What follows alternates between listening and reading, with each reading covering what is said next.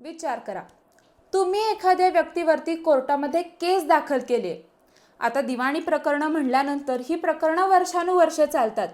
आता तुम्ही केस दाखल केली आहे म्हणल्यानंतर प्रत्येक तारखेला तुम्ही आणि तुमच्या वकिलांनी त्या केसमध्ये हजर राहणं अगदी बंधनकारक आहे. पण गेल्या कित्येक तारखा तुम्ही केसकडे फिरकलेलेच नाही आहात किंवा तुमचे वकील सुद्धा त्या केसकडे फिरकलेले नाहीयेत. तर काय होतं? कोर्ट काय तुमची वाट बघत बसतं का? तर ऐका, कायद्याच्या भाषेमध्ये सांगायचं तर जेव्हा तुम्ही एखादा दिवाणी दावा म्हणजे सिव्हिल सूट दाखल करता तेव्हा कोर्टासमोर दोन बाजू असतात. एक म्हणजे वादी म्हणजे केस दाखल करणारा आणि दुसरा प्रतिवादी ज्याच्यावरती केस केलेली आहे असा. आता समजा प्रतिवादी कोर्टामध्ये हजर आहे, तो आपली बाजू मांडायला तयार आहे, पण ज्यानं केस केलेली आहे तो वादी मात्र गायब आहे. अशा वेळेला कोर्टाचा अमूल्य वेळ वाया जातो. मग कायदा काय म्हणतो? तर दिवाणी प्रक्रिया संहिता म्हणजे CPCच्या ऑर्डर 9 रूल 8 नुसार जर वादी गैरहजर असेल तर कोर्टाला तो दावा फेटाळून लावण्याचा म्हणजे डिसमिसिंग द सूटचा पूर्ण अधिकार असतो. पण हे इतकं सोपं नाहीये. दावा फेटाळला गेला तर त्याचे परिणाम जे असतात ते खूप गंभीर असतात.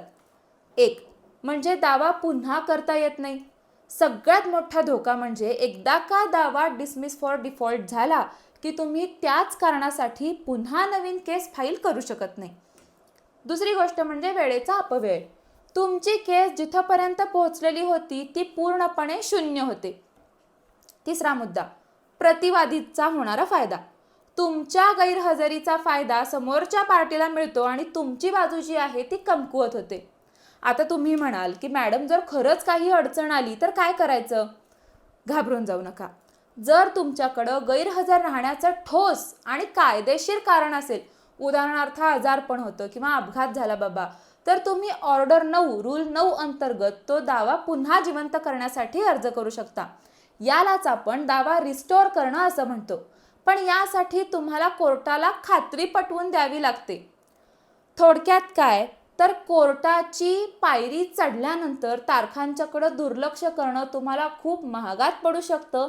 म्हणूनच प्रकरण दाखल केल्यानंतर वकिलांच्या सतत संपर्कात राहा आणि कायद्याचं भान ठेवा. आणि हो, अशाच कायदेशीर माहितीसाठी आपल्या ॲडव्होकेट श्रेया या चॅनलला फॉलो करायला विसरू नका. धन्यवाद.